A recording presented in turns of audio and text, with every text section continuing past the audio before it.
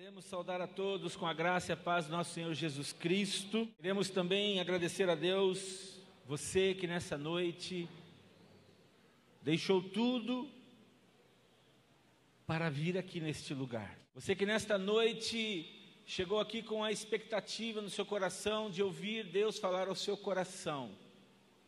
E eu quero dizer que Ele vai falar ao teu coração nessa noite. Amém? Quero que você abra sua Bíblia comigo no livro de Ezequiel, capítulo 22, verso 30. Diz assim a palavra na tradução que eu estou usando: o Senhor dizendo ao seu povo, busquei. Ele está falando que Ele buscou, busquei entre eles um homem que consertasse a sebe. Eu vou ler numa tradução diferente, para que fique mais fácil, caso a sua seja diferente dessa que eu estou lendo. E procurei entre eles um homem que fizesse um muro e ficasse na brecha diante de mim, em favor da terra, para que eu não a destruísse. Vou ler mais uma vez. E procurei entre eles um homem que fizesse um muro e ficasse na brecha diante de mim, em favor da terra, para que eu não a destruísse, e não encontrei. Esta é a passagem que gostaria de ler nesta noite. Deus está falando ao povo, por meio do profeta, que ele estava procurando, ele estava tentando achar alguém, uma pessoa pelo menos, um homem, que fizesse, que levantasse, que construísse um muro, um cercado, e ali ele ficasse na brecha entre ele, diante dele, diante do Senhor, em favor de alguma coisa, em favor da terra, para que eu não a destruísse, mas eu não encontrei. O tema desta palavra nesta noite é construir muralhas e colocar-se na brecha. Deus deseja que nós, nesta noite, ouçamos a sua voz sobre o que está acontecendo, sobre o que Ele está fazendo, sobre o que Ele está chamando, clamando, pedindo ao seu povo.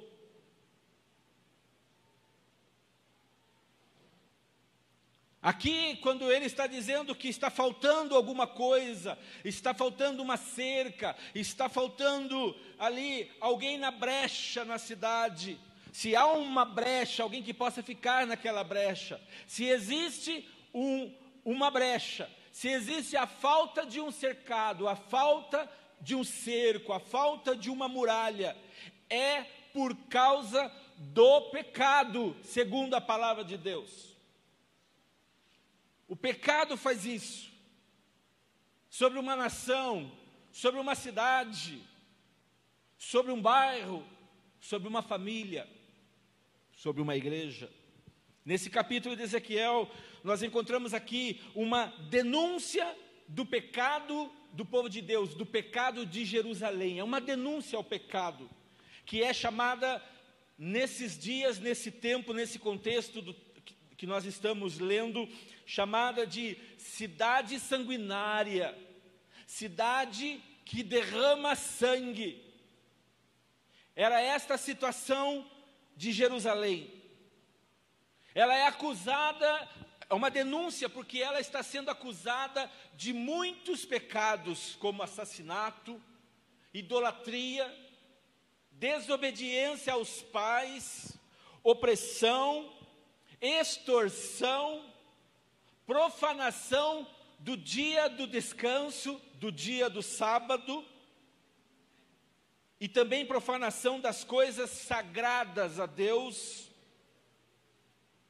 pecado da lascívia, e o pecado do adultério.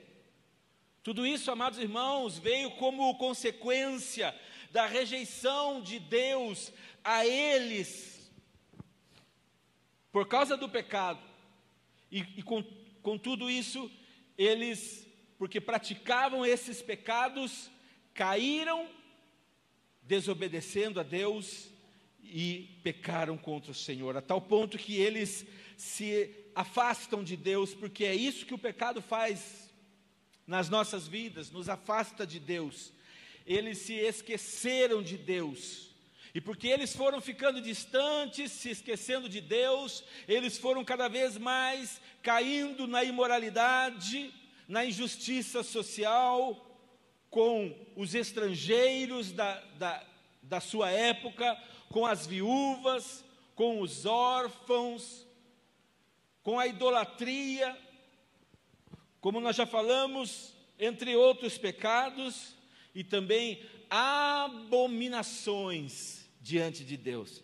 O profeta Ezequiel, o autor do livro, podia ver a destruição imediata de Jerusalém, mas ele também profetizou sobre a dispersão dos judeus por todo o mundo, no capítulo 22, verso 15, dizendo assim: eu vos espalharei entre as nações, e vos espalharei pelas terras, e destruirei a sua imundície.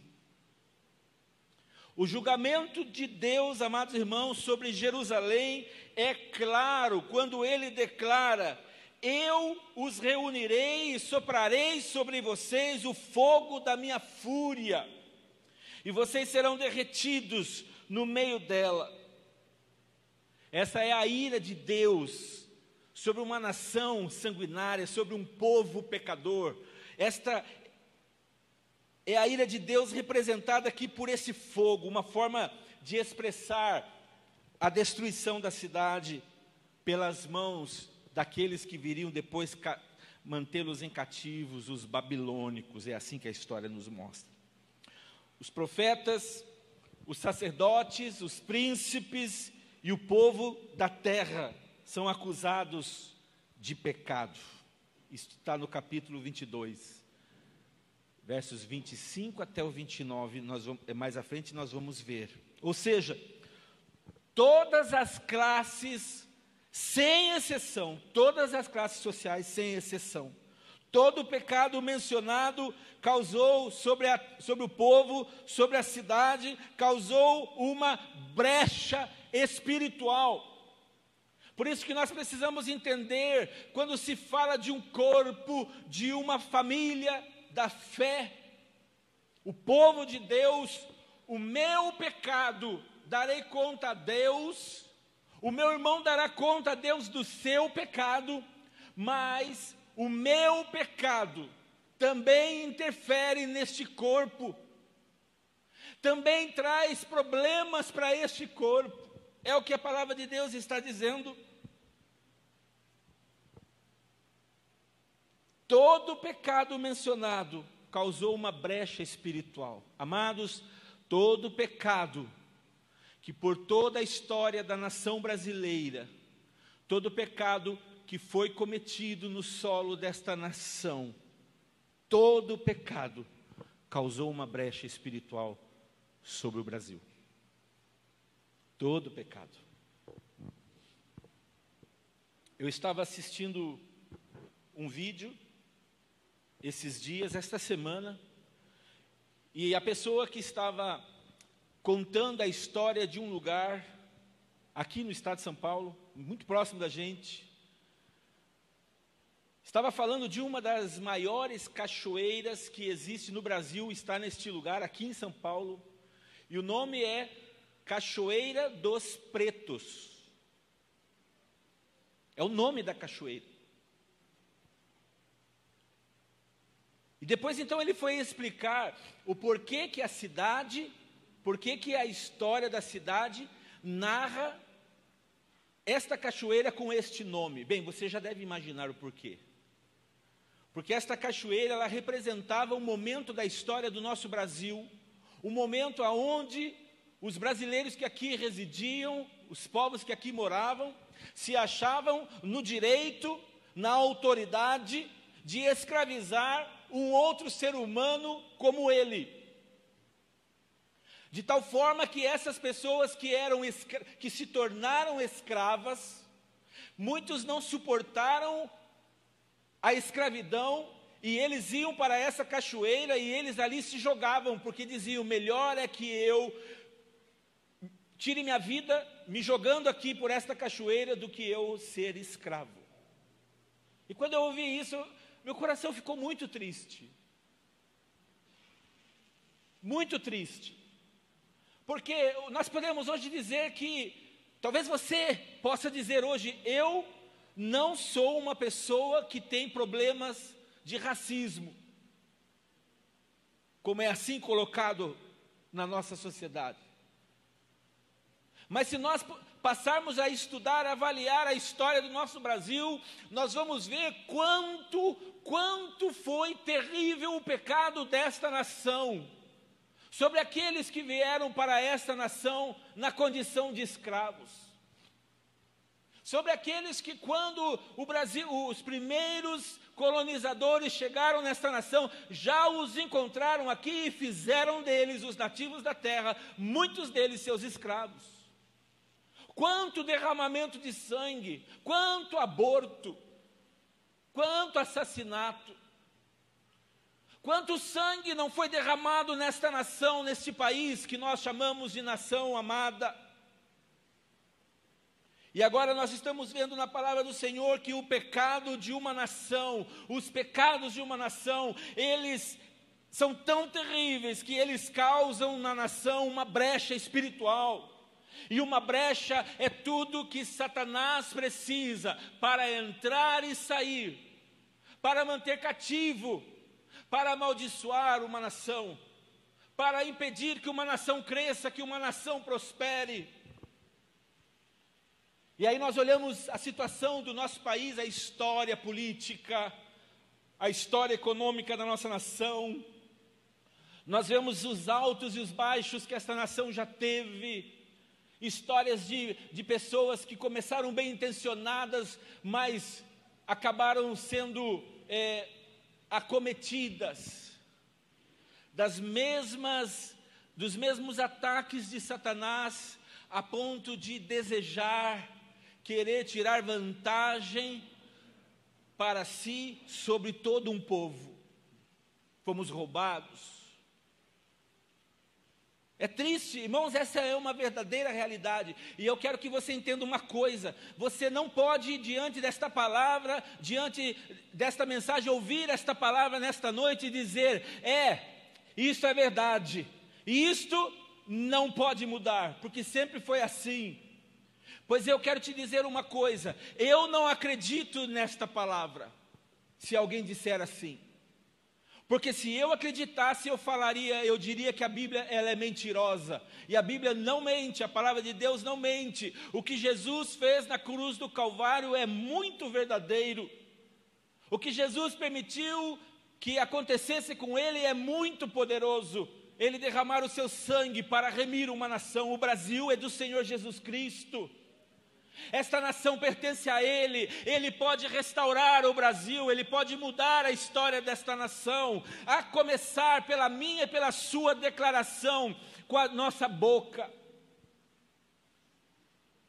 Porque nós olhamos tudo o que está acontecendo e muitas vezes nós dizemos: é mesmo, o Brasil não tem jeito, o Brasil é isso, o Brasil é aquilo, sempre foi assim, todo político que entra faz isso, aquele que entra bem intencionado, aquele que se diz ser uma pessoa crente em Deus, ele se corrompe, ele se torna uma péssima pessoa. Eu concordo com você que muitos assim fizeram, assim se transformaram, mas eu continuo acreditando que Jesus pode mudar a história desta nação brasileira.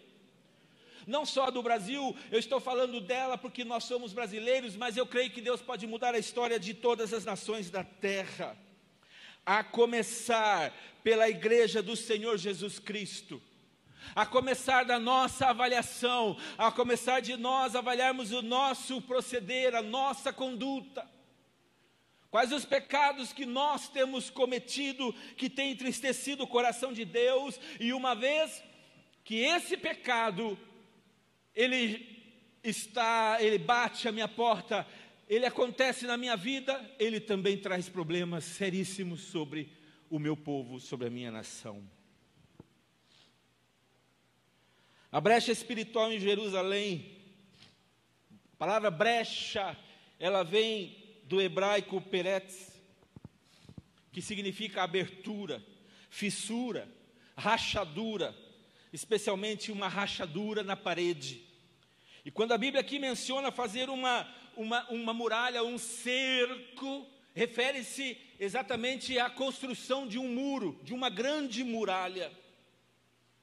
Podemos dizer que por causa do pecado de Jerusalém, abriu-se uma brecha espiritual que deixou a cidade de Jerusalém sem muros e sem a sua proteção espiritual. Note, eu não estou falando de uma proteção física, uma proteção espiritual. A nossa cidade, a cidade onde nós vivemos, a cidade de Itu, ela não é sitiada por uma grande muralha. No muito ela tem, virtualmente, ela tem uma linha demarcatória, aonde sabemos, olhando pelos mapas, que ali é o município da cidade de Itu. Passando-se essa linha, já é um outro município. No muito temos alguns portais de entrada na cidade, que representam a entrada e a saída da cidade, mas ela é completamente desprovida de muralhas. Qualquer pessoa pode entrar e sair daqui tranquilamente, mas nos dias de Jerusalém não era assim que funcionava, não era assim que aconteciam. As cidades eram fortalecidas, elas tinham muralhas, elas tinham muros. E agora Deus está, através do profeta, trazendo uma ilustração para o seu povo. Ele está falando não de uma muralha física, mas de uma muralha espiritual, que é muito mais importante. Muralhas essas que, quando estão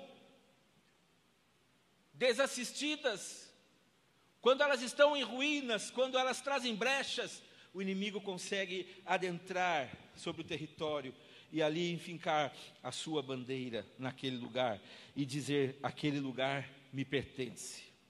O próprio profeta Jeremias, quando foi chamado por Deus, ele foi comparado a uma cidade no aspecto espiritual. Jeremias capítulo 1, 18, é outro texto, mas também um profeta.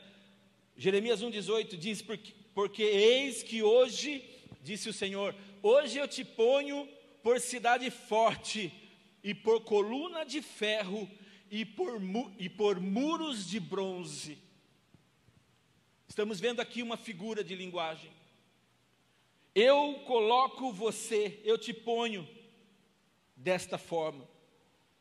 Outro exemplo da proteção espiritual de Deus em forma de muro é o de Jó.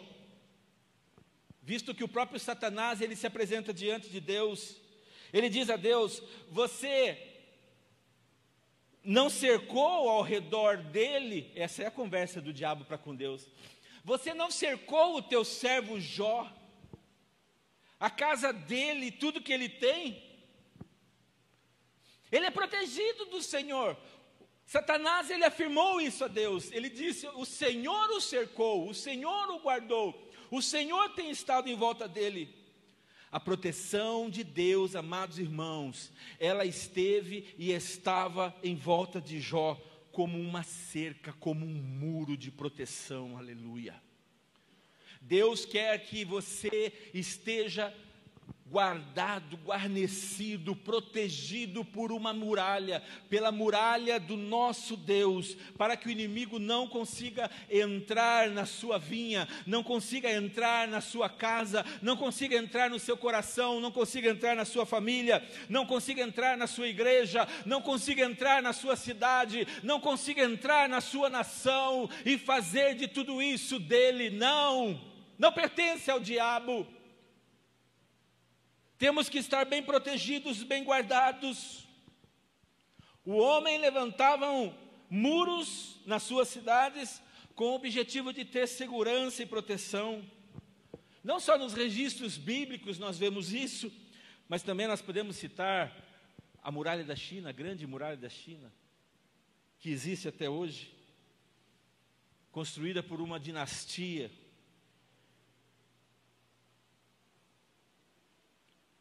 uma dinastia que tinha mais de 6.000, ou melhor, uma muralha que tinha mais de 6.000 quilômetros de distância. Tão grande era esta muralha.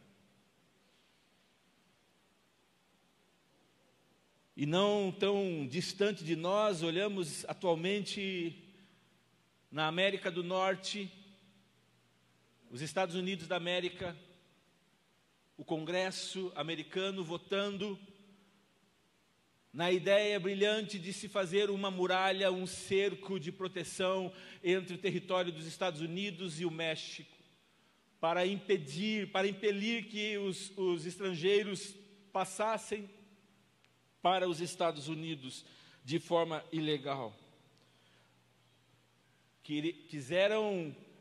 Propuseram construir um cercado de mais ou menos 1.200 quilômetros de distância. Querem ser protegidos, querem proteger o seu território, querem impedir os estrangeiros, o aumento do número de estrangeiros naquela nação. Sabe, irmãos, também é necessário nesses tempos difíceis que nós estamos vivendo, que nós levantemos muralhas espirituais, não somente muralhas físicas. Aqui onde nós moramos, nossas casas, elas são protegidas com muros, são protegidas por portões, por cadeados, por trancas, por alarmes, para impedir que aquele que se coloca como nosso inimigo adentre o nosso território. Mas Deus está falando para nós sobre muralhas espirituais que nós precisamos levantar sobre as nossas vidas e levantar principalmente sobre o nosso país. Muros espirituais. Deus está chamando a igreja brasileira nesses dias para que ela levante muros espirituais. Levantemos cercas e nós fiquemos ali naquele lugar, naquela brecha, entremos naquela brecha para ali ter a proteção do nosso Deus e termos também a segurança espiritual que precisamos. A Bíblia diz que o anjo do Senhor acampa-se ao redor daqueles que o temem e os livra. Deus está atrás de um homem. É o texto que nós lemos. Deus, eu estou à procura de um homem para construir um cerco e para permanecer, para ficar na brecha. Ah, meu irmão, permanecer, ficar é diferente de eu entrar um pouquinho e eu sair. Ficar na brecha é diferente de eu achar bacana um momento só. Aí depois eu vou procurar fazer as coisas do meu interesse. Deus está dizendo que Ele está à procura de um homem que permaneça, que fique na brecha. Eclesiastes de Salomão, no capítulo 10, verso 8, diz: quem abrir uma cova, nela cairá. E quem romper um muro, uma cobra, uma serpente, o morderá. Romper aqui é fazer uma abertura em uma das paredes. Romper aqui é fazer uma abertura num muro, num cerco. E a cerca era para impedir a entrada de ladrões, ela servia para que as raposas, as raposinhas, elas não entrassem por aquela brecha, por aquele furo, por aquele rompimento do muro e viesse causar danos na plantação daquela família. Servia para a proteção de esse muro, este fechamento nesse muro servia de proteção dos animais noturnos e, como nós lemos na Escritura, para evitar a entrada dos animais peçonhentos, para evitar a entrada das serpentes venenosas que entravam para picar as pessoas, envenenar as pessoas. A Bíblia nos fala em Cantares de Salomão, no Cântico dos Cânticos, capítulo 2, verso 15, que as raposinhas destroem as vinhas. Também que o ladrão ele vem somente para roubar, matar e destruir. João 10:10 é o que a Bíblia diz. E poderia citar ainda Apocalipse 20, verso 2, a antiga serpente que é o diabo, Satanás, que é ele que queria remover a cerca ao redor de Jó, quando ele está na presença do Senhor. É isso que ele vai falar com Deus: olha o teu servo, o Senhor dá tudo para ele, o Senhor cerca ele, o Senhor protege ele, tira isso e o Senhor vai ver o que sobra. Tira isso e o Senhor vai ver como ele blasfema o teu nome. Satanás, ele trabalha, irmãos, para tirar os muros, para derrubar os muros, para arrancar a proteção da nossa vida, o cerco da nossa vida. E ele faz isso muito bem, nos levando a pecar contra o nosso Deus. Por isso Deus está dizendo: eu estou à procura de alguém que construa um muro. Eu estou à procura de um homem que fique na brecha. Ah, queridos irmãos, Deus quer homens e mulheres que fiquem na brecha e façam ali um cerco de proteção. Deus está à procura hoje de uma igreja que se levante para permanecer numa brecha espiritual da nação, sobre os pecados da nação, como resultado do pecado da nação brasileira. Nós estamos vivendo um tempo muito difícil no nosso Brasil. Eu quero dizer a você que está tranquilo, preste atenção, eu quero chamar a sua atenção nesta noite.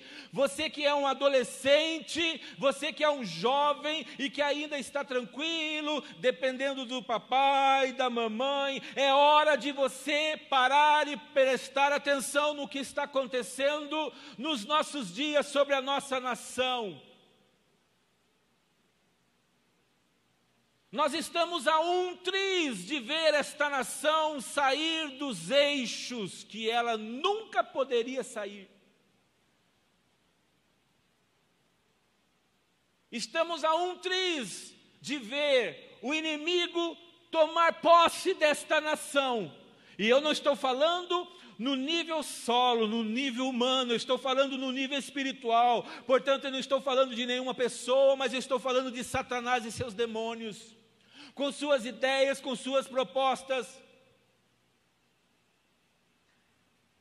Portanto, é hora de nós pararmos para ver o que está acontecendo e nos posicionarmos. É hora de nós nos levantarmos como uma igreja que intercede, uma igreja que ora, uma igreja que acredita no poder de Deus, uma igreja que vê o que está acontecendo e não diz, e nem meneia os ombros, dizendo: isso não tem nada a ver comigo, isso vai passar, meus pais já falaram que a vida inteira foi assim. Não, este momento que nós estamos vivendo é muito sério. É o momento da igreja se prostrar, é o momento da igreja orar, é o momento da igreja começar a liberar palavras proféticas sobre esta nação, porque é através do poder da palavra, da oração, que nós mudaremos esta nação brasileira.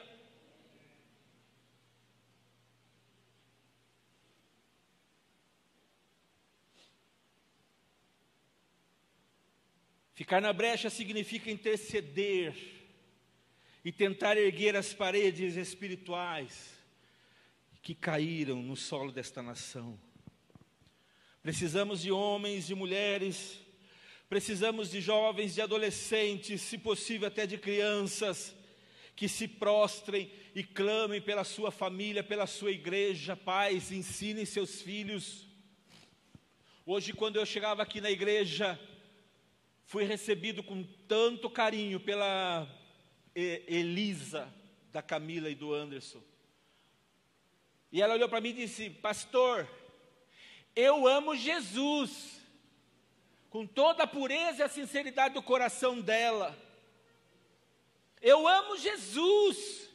E eu disse: amém, eu também amo muito Ele, continue sempre amando. Sabe o que é isso, irmãos? Sabe por que uma criança faz uma declaração dessa? Porque ela ouve os seus pais falando a mesma coisa. Comece a falar palavrão na sua casa. Comece a falar palavras de baixo escalão, imoralidade na sua casa. Comece a rir de coisas profanas da televisão na sua casa. E você vai ver que rapidinho o seu filho vai estar fazendo a mesma coisa. E você não tem nenhuma autoridade para chegar e dizer para ele: cala-te, filho, você não pode fazer isso. Porque você ensinou o seu filho ou permitiu que isso chegasse dentro da sua casa. Alô, você está aí? Nós somos responsáveis diante de Deus, de incutir na cabeça dos nossos filhos, tanto as declarações, como o amor pelo Senhor, pelas coisas do reino de Deus. Ah, pastor, mas ela já ouviu isso algumas vezes, as pessoas acharam bonito, e agora ela gravou isso, e ela continua falando. Pois deixe falar que ela ama Jesus, mesmo assim. Deixe falar quantas vezes for, melhor é ouvir ela falando que ama Jesus, do que ouvir ela falando que me ama. Alô? É tempo de nós fecharmos as brechas, é tempo de entrarmos nessas brechas. Por isso eu chamo a atenção de todos, adolescentes, jovens, sabe, é tempo de vocês começarem a se interessar mais pelas coisas que estão acontecendo no nosso país.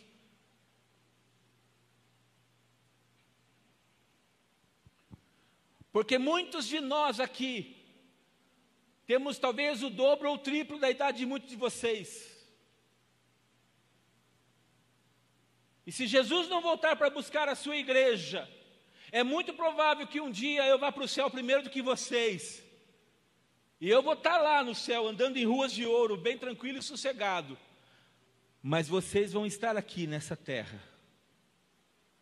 E do jeito que as coisas estão caminhando, se a igreja do Senhor Jesus não se levantar, não se despertar, não se acordar, não tomar uma decisão de dizer: eu sou esse homem, Senhor. Eu sou essa pessoa que o Senhor está procurando. Eu, Senhor, me coloco na brecha pela minha nação, pela minha cidade. Eu me coloco na brecha pela minha igreja, Senhor. Conta comigo. Diminua suas postagens na internet. Diminua os seus acessos nos videozinhos que a internet está embromando a gente. Um vídeo chama outro vídeo. É assim ou não é? A Bíblia diz que um abismo chama outro abismo. Portanto, tome cuidado, porque alguns vídeos que você pode ou anda assistindo pode te levar a um pior.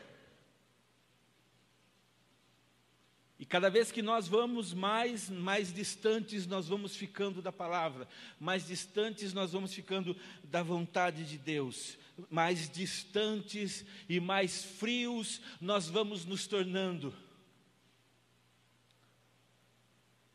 Deus está à procura de homens que fiquem na brecha, de jovens que se prostrem diante dEle, que clamem pela sua casa, pela sua família, pelo seu país. 1 Samuel, no capítulo 30, nos conta uma história que também é conhecida da igreja. Nos conta como a cidade de Ziclag, é até difícil de falar, né? Ziclag. Esta cidade, Ziclag, ela foi queimada. E as mulheres que estavam nesta cidade, seus filhos, suas filhas, foram capturados, foram levados pelos inimigos.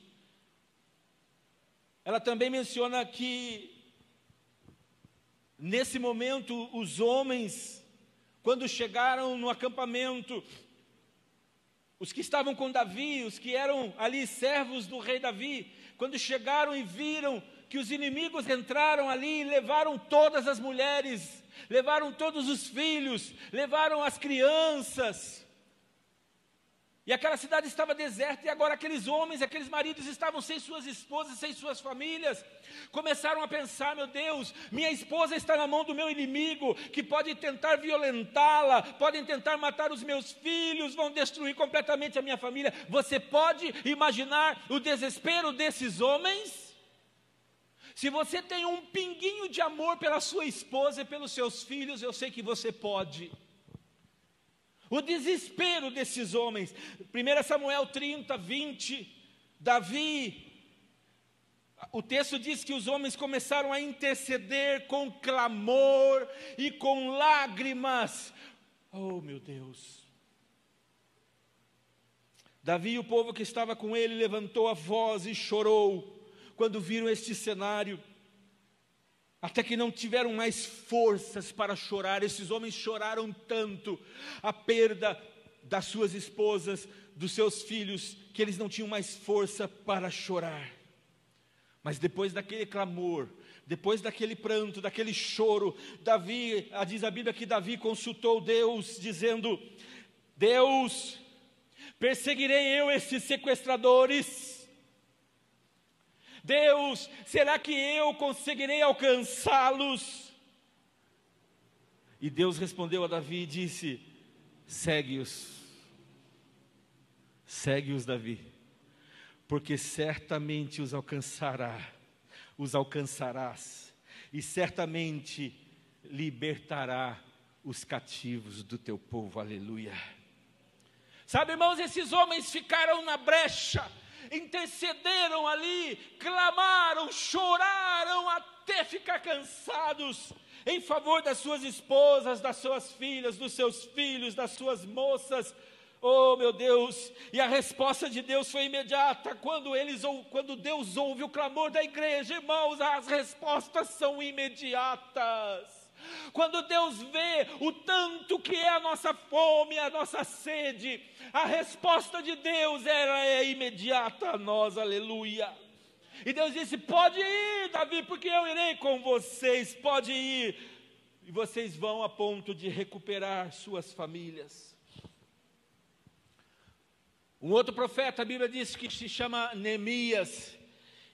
E Neemias, quando perguntou a Hanani sobre os judeus e sobre a cidade de Jerusalém da sua época, como estavam, o que estava acontecendo, porque ele não morava na cidade, ele era o copeiro do rei, ele estava distante da cidade, distante do seu povo. Como está o meu povo? Eu soube que as coisas não andam bem. E a resposta que ele recebeu foi que eles estavam, Neemias capítulo 1, verso 3, que eles estavam em grande miséria e desprezo. Você já pensou ouvir uma notícia dessa do seu povo? Já pensou você estar fora do Brasil por uns 5 anos, por uma necessidade, e aí chega alguém para visitar você, e você pergunta para essa pessoa: como está o nosso povo? E essa pessoa te diz: olha, é triste de ver como está o nosso Brasil, o nosso povo está em grande miséria e desprezo. E o muro de proteção de Jerusalém está derribado, e as suas portas, que eram fortes, poderosas, elas estão queimadas a fogo. A nossa cidade está completamente desguarnecida e destruída. Quando Neemias, irmãos, ouviu esta palavra, esta declaração, a situação que estavam os judeus, a situação de Jerusalém, Neemias, a Bíblia diz que ele não ficou de braços cruzados. Neemias não ficou dizendo: fazer o quê, né? O que eu posso fazer? Deixa eu ficar um pouquinho mais aqui no meu TikTok aqui, está tão engraçado isso daqui, tão legal. Vou deixar nas mãos de Deus. Deus vai fazer alguma coisa em nome de Jesus. Não foi isso que Neemias fez. Pelo menos é o que eu vejo na palavra. A palavra diz outra coisa. Quando Neemias ouviu, sentou-se e chorou, e pranteou por alguns dias, e jejuou, e orou diante do Deus do céu. Foi essa postura de Neemias, um servo do rei, um copeiro do rei. Enquanto seu povo estava sofrendo, Neemias chorou com lágrimas e jejum, intercedendo pelo seu povo e por Jerusalém. Sabe, querido irmão, Deus está chamando a igreja brasileira para esse tempo de choro pela nação, de jejum pela nação, de pessoas que dizem: Senhor, conta comigo. Amado irmão, é tempo de ser igreja de verdade. É tempo de ser um cristão de verdade, não nominal. Eu tenho visto tantos aí nominais, tantos que têm envergonhado o reino de Deus. É tempo de provarmos ao Senhor que somos crentes de verdade. Se os nossos muros estiverem derrubados, e a nossa vida, a nossa família, que eram para estar protegidas, certamente eles vão estar desguarnecidos, vão estar em grande perigo, num grande dano, numa grande desgraça.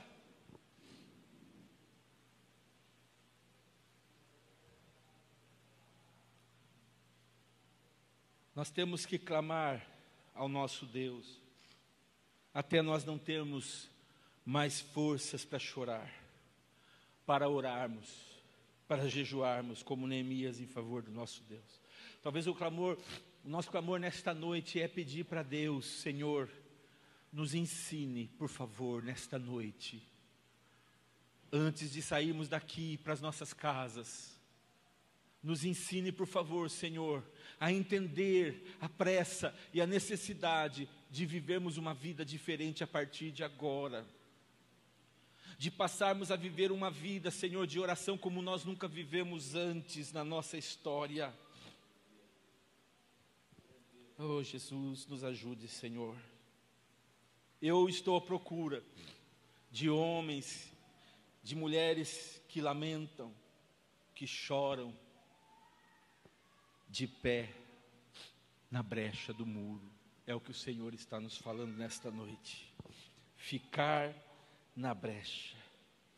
Ezequiel capítulo 9, verso 1, nos fala sobre os carrascos da cidade, cada um trazendo na mão um instrumento para destruir os moradores, para destruir aquela cidade. E esses carrascos simbolizavam ali, naquela época, os caldeus que devastariam Jerusalém 5 anos depois. Era uma palavra, uma revelação profética do que iria acontecer com Jerusalém. Entre esses 6 carrascos estava um vestido de linho, que trazia na sua cintura um tinteiro, uma caneta daquelas antigas como pena, sabe, um tinteiro de escrita, de escriba.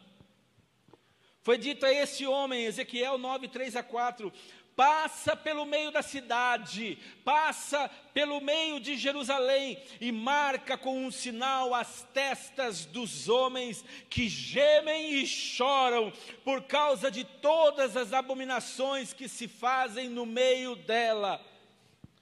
É interessante, irmãos, que esse sinal que o homem vestido de linho e com o tinteiro de escriba,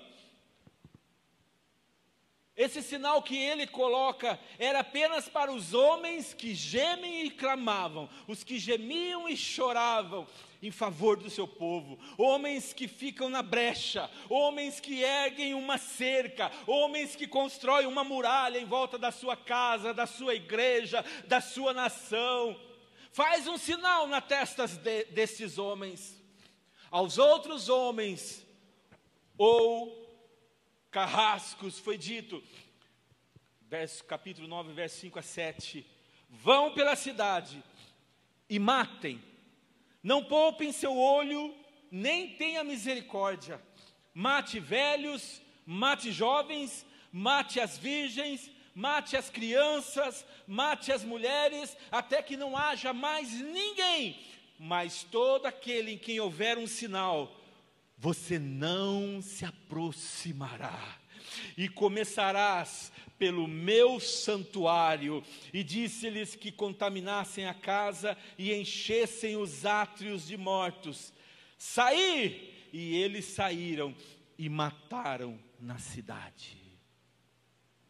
Ah, meu irmão, Deus está à procura daqueles que têm a marca, que têm esta marca que foi deixada. Deus está à procura daqueles que têm a marca que foi deixada nos umbrais da porta e da janela. Deus está à procura daqueles que têm sobre si o sangue derramado do Cordeiro. Esse o maligno não toca, esse o maligno e a morte não chega. É esses aí que Deus está à procura. É sobre esses que Deus está falando nesta noite. É preciso ficar na brecha. Procura de homens, mulheres, jovens que gemem, que clamam em favor da sua nação, em favor da sua cidade, em favor do seu povo brasileiro, em favor da sua família. É hora, irmãos, de cercarmos o Brasil com as nossas orações como nunca fizemos antes. Homens e mulheres, eu já estou encerrando, homens e mulheres que intercedem permanecendo na brecha. Olhe para a pessoa que está ao seu lado e diga: irmão, fique na brecha. Fique na brecha. Quando Israel, amados irmãos, ainda estava no Egito, Êxodo capítulo 2, verso 23 e 24, nos fala que gemiam por causa da escravidão e clamavam por causa do cansaço. E o seu clamor subiu ao Deus de Israel. O clamor daquele povo subiu a Deus por causa da sua servidão. E Deus ouviu os seus gemidos. E sabe o que ele fez? Lembrou-se da sua aliança. Aleluia! Deus é um Deus de aliança. Nós cometemos o risco, o erro de esquecermos das alianças que Deus tem conosco, mas Ele não se esquece das suas alianças conosco, com o seu povo, com os seus filhos. A Escritura aqui está nos falando que Moisés e Arão, intercedendo pelo povo de Israel, na rebelião de Coré, Moisés enviou Arão com um incensário nas suas mãos e correu para o meio da congregação, porque a matança havia começado. Arão colocou incenso e fez expiação pelo povo. Arão estava entre os mortos e os vivos. E quando ele chegou ali, estando ele no meio, a mortandade cessou. No Novo Testamento, Jesus conta para nós a história da mulher Ciro-fenícia, que intercedeu pela sua filha, caindo aos pés de Jesus, implorando para que ele, por favor, expulsasse os demônios da sua filha, que a aprisionavam já por um tempo. O clamor daquela mulher, queridos irmãos, fez com que o seu pedido fosse ouvido por Jesus. E ela obteve a resposta de sua necessidade em favor de sua filha naquele exato momento, aleluia, porque ela clamou ao Senhor. A Bíblia nos conta também de Bartimeu, um cego de nascença, que estava na entrada da cidade, e quando ouviu falar que Jesus estava chegando, ele saiu gritando: Jesus, filho de Davi, Jesus, filho de Davi, tem piedade de mim. Amados, a Bíblia diz que esse homem clamou pelo seu próprio sofrimento: tem misericórdia de mim, Senhor. Ele estava clamando por ele, pela sua situação, e a Bíblia diz que porque ele clamava por ele, ele obteve uma resposta imediata. O que queres que eu te faça? Eu quero ver, Senhor. Pois seja curado nesta hora, tua fé te salvou. Jesus, Ele opera ainda nos dias de hoje, porque Ele é o mesmo ontem, hoje, e Ele será eternamente, aleluia. Todos esses exemplos que eu dei, nos falam da importância de nós ficarmos na brecha, de intercedermos para erguermos uma muralha, um cerco em favor da nossa própria alma, da nossa família, da nossa cidade, da nossa nação, porque igreja, no clamor e no gemido do povo de Deus, há também uma resposta às nossas orações, aleluia. Isaías 58, verso 12, algo interessante que o profeta menciona: os teus filhos edificarão as antigas ruínas. Escute isso. Levantarás os fundamentos de muitas gerações, e serás chamado reparador de brechas e restaurador de veredas, para que o país se torne habitável. Aleluia. Esse capítulo 58 de Isaías nos fala sobre o verdadeiro jejum. Ou seja, quando nós lemos o versículo anterior, refere-se às repercussões ou bênçãos que o jejum traz sobre o povo de Deus, quando o povo assim pratica.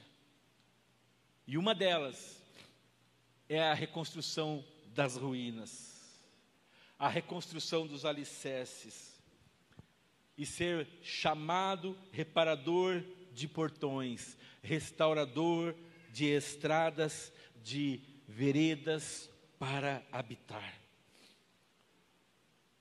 E eu encerro, queridos, dizendo que nós hoje precisamos de homens, de mulheres, de jovens que temem a Deus, homens, mulheres e jovens que gemem, que clamam, que choram com lágrimas, que se colocam na brecha em favor da sua alma, da sua família, da sua cidade, da sua nação, erguem um cerco de intercessão, uma muralha de proteção.